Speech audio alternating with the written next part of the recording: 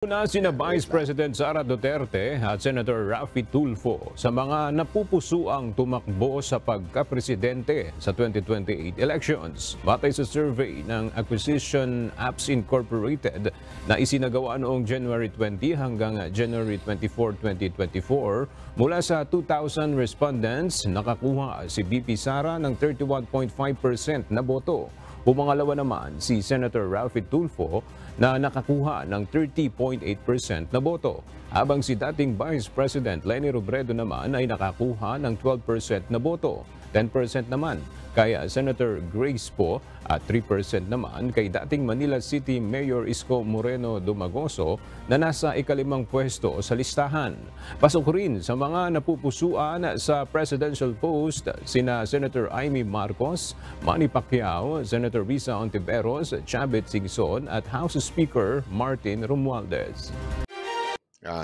Yan yung latest presidential survey. Malayong-malayo.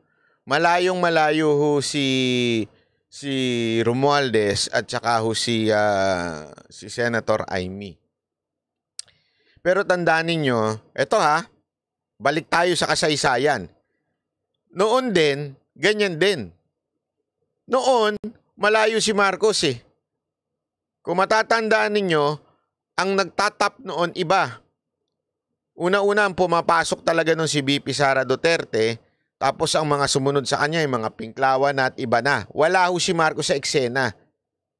Kaya lang, nung nag-unite yung dalawa, doon umangat ng todo-todo si Marcos. So ano punto dito? Kasi nga, nawala na yung kalaban ni Marcos na matindi nun, si VP Sara Duterte. Tapos ang packaging nila, kung ayaw mo si Leni, mag-Marcos ka na. Ano mas gusto mo, Dilawan o si Marcos? Ganun kaagad sila eh. Parang labanan ng dalawang pamilya.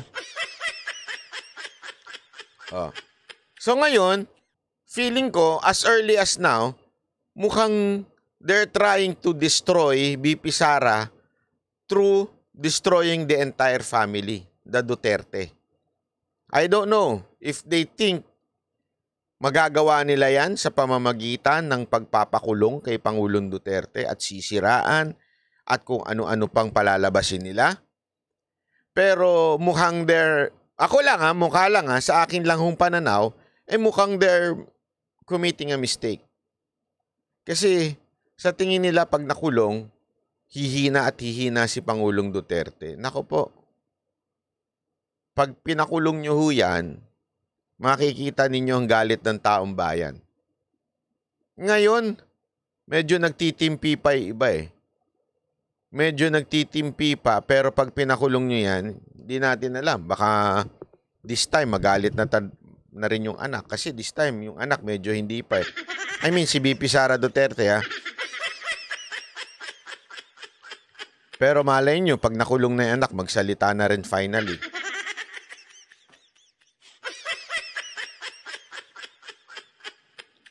So, antayin natin. Importante mag-antay po tayo. Habang nag-aantay po tayo, sumayaw na lang tayo. Oh, kalma. Baby, kalma. Huwag mo naman akong bigyan ng dahilan para tabihan ka.